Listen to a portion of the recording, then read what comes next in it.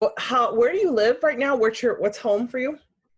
I am on the border of Cicero and Clay. Okay. So that's like how far from Syracuse?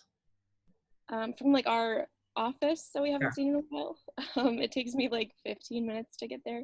Oh, okay. That's easy. That's close. Yeah. To me, it's like coming from Rochester, I don't know where anything is past like, I don't know, like Canandaigua. I'm like, what? I don't know. Like, Yeah. is that going the right way? Yeah. I'm like, I don't see. I'm so confused. Like people tell me, oh, I live in Baldwinsville or I live in like, and I'm like, I have a cousin in Binghamton. So I relate everything to like where Binghamton is. Oh yeah, we're far away from Yeah. Binghamton. I'm like, Binghamton is not Syracuse and vice versa. So tell people who, first of all, I love your name. It sounds like, it's like so like Marcel, right? Did I say that correctly? Yeah. It sounds like a song. It's like Beth Marcel. It's like very French, you know? Yeah, it is French. I've never really thought about it like a song, but Yeah, like Marcel. It's not Marcel, it's Marcel. But so I think the first time I met you, Beth, you were going apple picking, I think. You had on, was it you? I think I met you. It was in Syracuse, so you were going apple picking, or maybe I'm confusing you with someone else, but I think it was you. I'm not sure. maybe. I mean, I do frequent Beacon Skiff, so maybe. Wait, what's that called? Beacon Skiff. What's that? It's in Lafayette. It's the best apple picking place ever, but they also have like a little restaurant and a brewery and maybe it's a distillery. I don't want to represent them wrong. Yeah.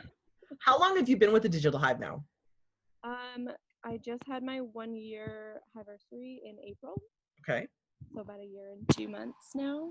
Okay. If you were to describe your job to someone, like, how would you describe it to like your grandma or your mom, like someone who has no idea what digital marketing is? How would you even describe your job? I feel like I still have to describe to my mom what I do, even though I talk about it all the Yeah. time. I mean, I like to tell people that I'm kind of like the man behind the curtain. Like Mhm. you see the ad, you see the pretty, like the copy and the creative and everything. I'm the one who makes that happen. Of course, I'm not a one man band. There's a lot of people that go into it, but I create the ad itself, whether it's going to be a carousel or a static ad. A static ad is just like a picture that doesn't move. Just um, I come up with the copy. I figure out who the audience is going to be. I budget that and I monitor the performance. I kind of do everything that has to do with the ad, whether it's Facebook or Google or LinkedIn or wherever. Do your friends like say to you or ask you questions about stuff because they figure like, oh, Beth will know, like if it's got to do with the social media question or like, they'll just be like, oh, how do I do this on Snapchat or whatever? And you're just like, I do. Are you like the guru of all things social? Would you say? Are you pretty? Yeah, I mean, I usually get those questions either from my boyfriend who's trying to run his business page on Facebook but refuses to let me help. Or my Oh, does he know what he's missing out on? No, he wants to do it himself and then have me like proofread. Oh, right. So, but mostly I get calls from my grandma. She just called me the other day.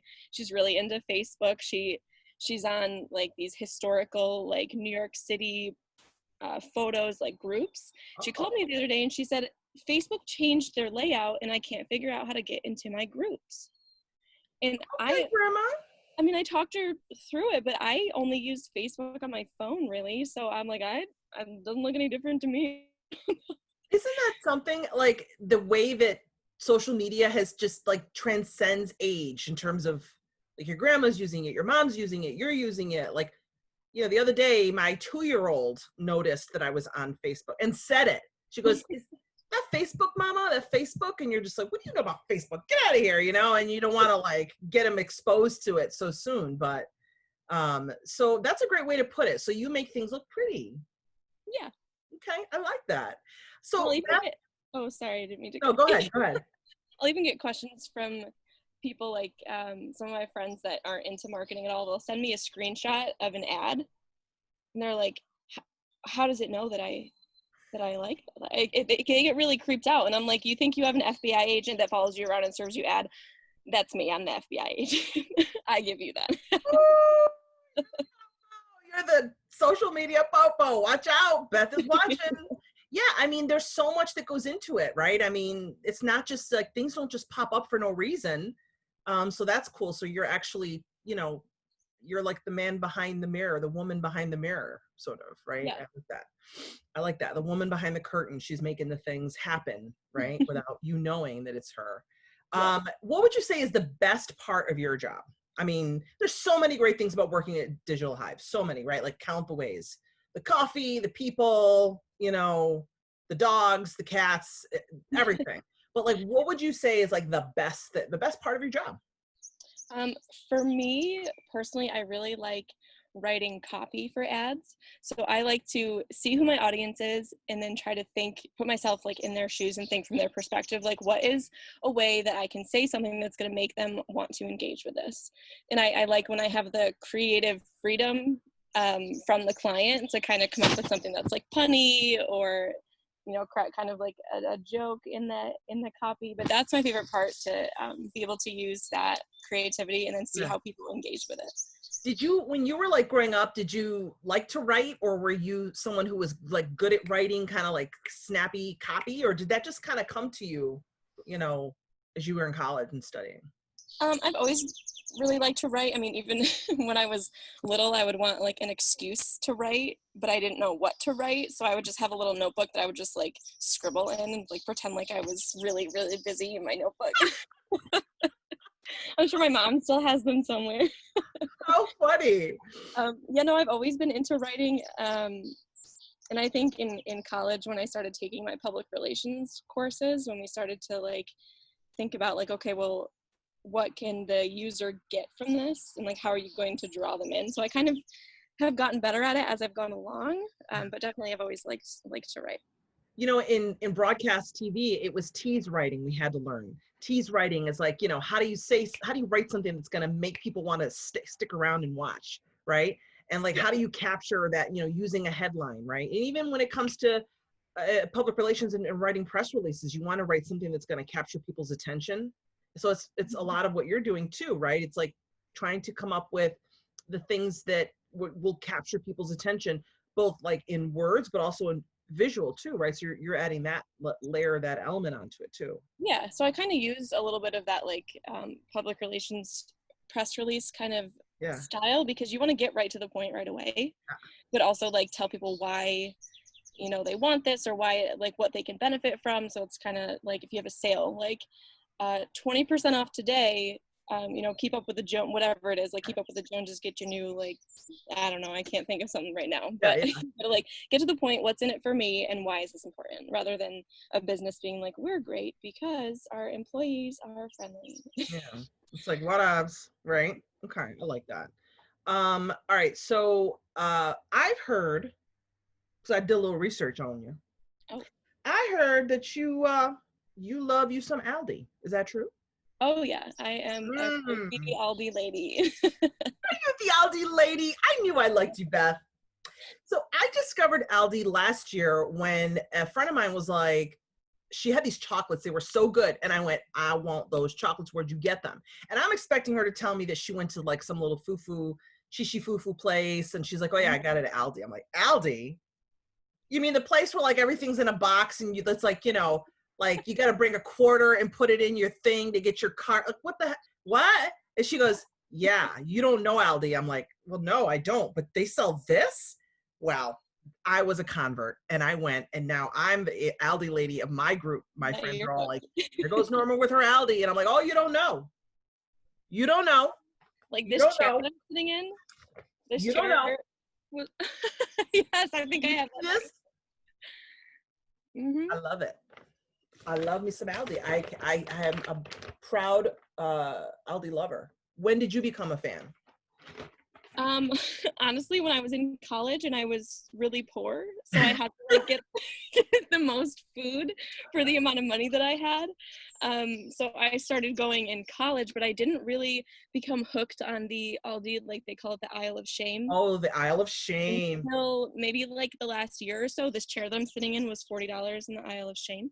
I have another one over there, $40 for that. This plant stand here, $20 in the Aisle of Shame. You've been playing. This rug down here, indoor outdoor $16.99 from the Okay. Isle of Shame. Isle of Shame.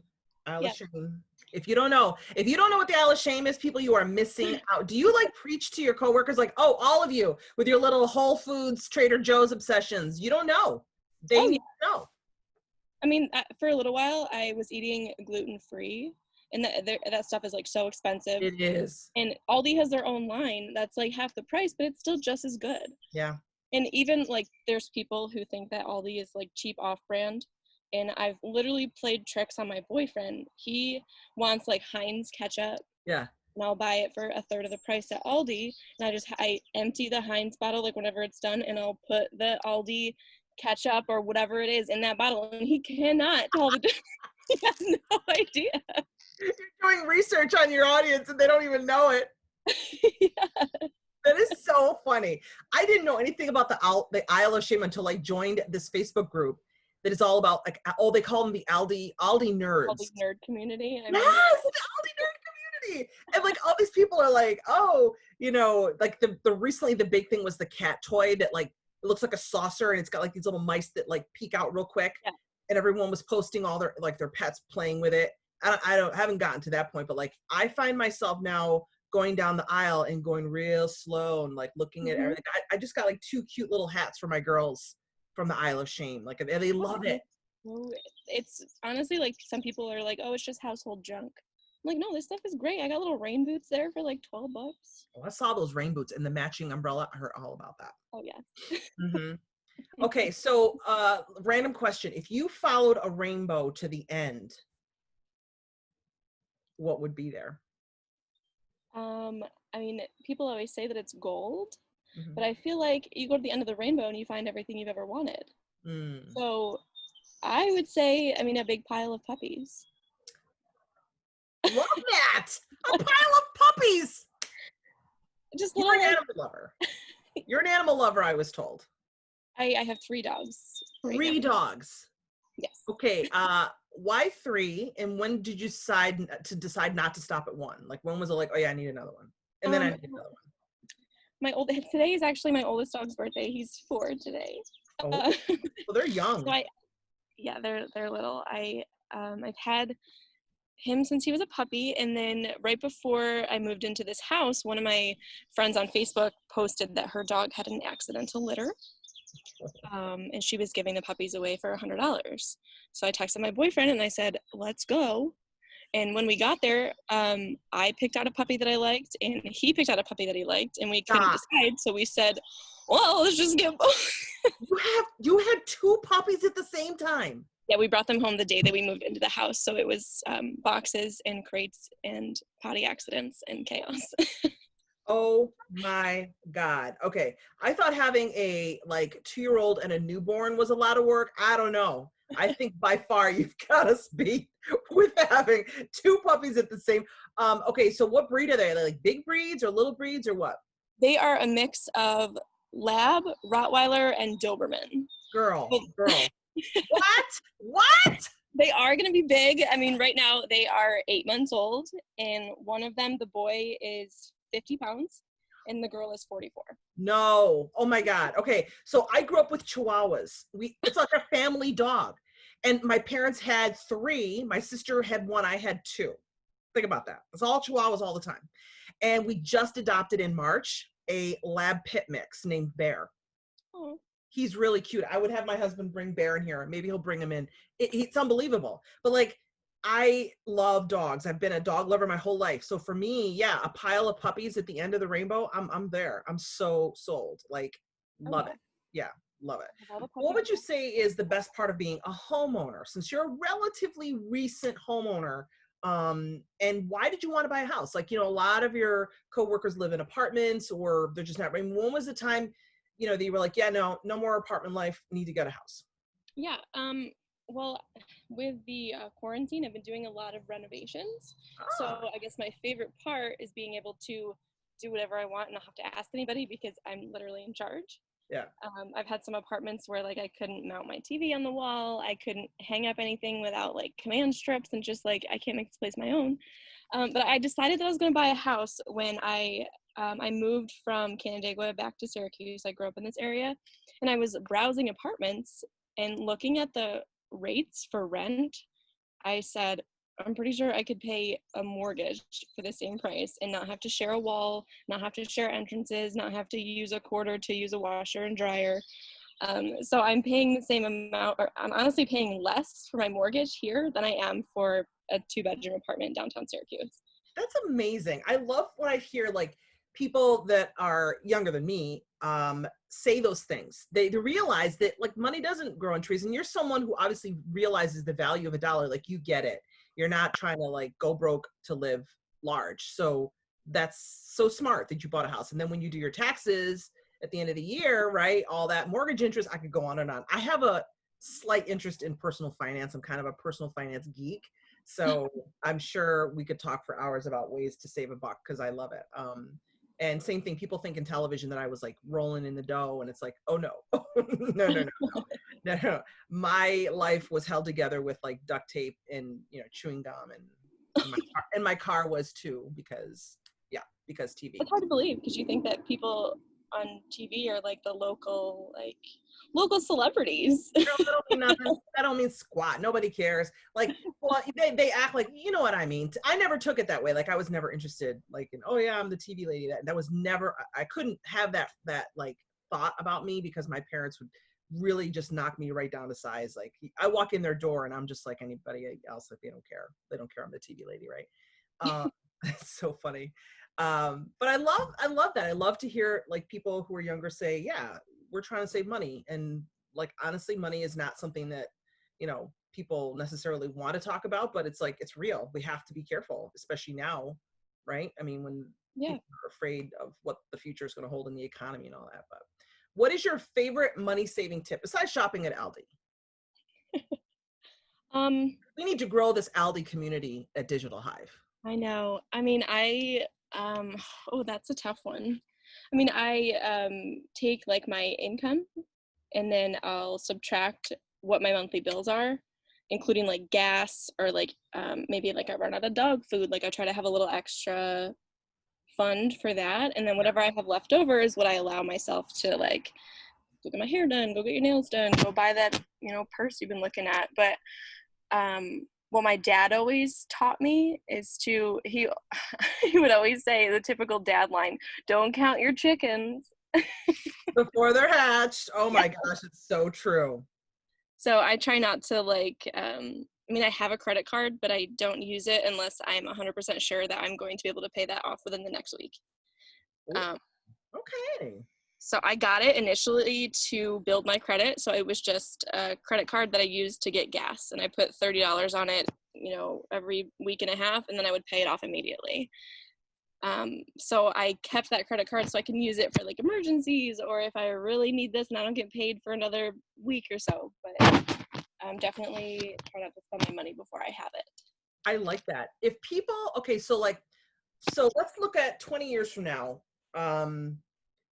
What do you want people from today to remember you by? I'm not saying that you're going anywhere, but like, let's just say like, like you move on one day and you go to work somewhere else or you go move somewhere else or whatever. And people from 2020 look back and go, oh man, I remember Beth. This is like what I totally remember about Beth. What would you want them to remember about you besides your addiction to Aldi? Ooh. That's what I will now remember you for. I feel like I'd want to be remembered as a positive person. I always try to, if somebody's having like a bad day, if they're complaining about something, I try to always like, either make them laugh or like, you could look at it this way, and try to like give them the more positive perspective, even if I don't always apply that to myself. I'm literally like, I don't take my own advice ever, but if I can portray it. Did I do that? Do I do that? I don't do that. Why am I telling her to do that? No. Yeah. So I think I'd want to be remembered for my sense of humor, my positivity, and my love for animals. But also a little bit of like love for all things true crime in there. True crime. Okay. I'm so glad you said that. Has that impacted what you're watching during quarantine? Oh, absolutely. What are you watching right now? What is it like? What is the must-have Beth approved? Like, y'all need to watch this. My boyfriend and I have been going through on Hulu all the episodes of 2020. And I also like to watch reruns of Forensic Files. Honestly, the voice of the narrator in Forensic Files is like soothing to me. I put it on to go to sleep. Why do you have an interest in that, in true crime? I was raised by a cop. Girl, slow down. Keep on. So you were raised by a cop, and that has totally impacted what? My interest in all things true crime. Yeah. Honestly, I've thought about recently going back to school to get my master's in forensic psychology because I have a minor in psychology, but that's it's a topic for a whole other day. Yes, okay. To be continued. My dad graduated the police academy when my mom was 8 months pregnant with me, and he just retired after 20 years, a few years ago. So he's my like 40. Yeah, okay. I love when cops say they retired. I'm like, yeah, and you're like 40 years old. So jealous, right? Like, I'm so jealous. Yeah. So, I mean, in my house, we always had the police scanner going because my mom, being the wife of a cop, she wants to hear what's going on. Yeah. And when the days when my dad was home, on the TV is always cops, 48 hours, 2020, 60 Minutes, Forensic Files, I mean, any of them that you can think of. We're watching like SVU, Law and Order, CSI. I mean, there's all of the shows were just always on in like the background of my life. The soundtrack of my life is a damn police scanner. You know what though? For 23 years, I had a scanner. Do you know I had a scanner in my car? Did you? I was like the ambulance chaser. I heard fire. I heard sirens, and I was like, "What's that? Where's that?" You know, and I would go online to see, like, you know. That's crazy. Well, it's something that you and I have in common, see? So I didn't grow up with any sort of law enforcement family, right? But because of my career and my career choice, I covered a ton of crime. I was a crime reporter for many years. And so I built up, you know, a rapport with officers, investigators, homicide detectives, that kind of thing. So I had some, you know, odd interests that I I haven't really shared with very many people, but I'm going to totally out myself right now. Because this is one of my favorite books. The Visual Encyclopedia, girl. That's amazing. Get you this book. Look, I need that. I love this book because it's like, it goes into like why, you know, why these people committed crimes, more about like their history, girl, some photos that you don't even want to see. But like, I'm so obsessed with these investigations, right? How they found them, how they nabbed them, you know, like what eventually, and some of these names are like, you know, Charles Manson, right? Like that. But then there's all these other ones that I've never even heard of.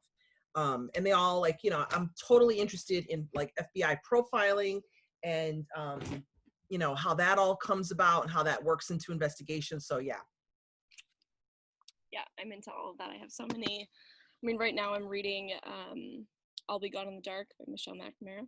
Ooh. And that one's all about the Golden State Killer. Yes. Awesome. I'm gonna relocate to my other $40 Aldi chair. Go to $40 chair.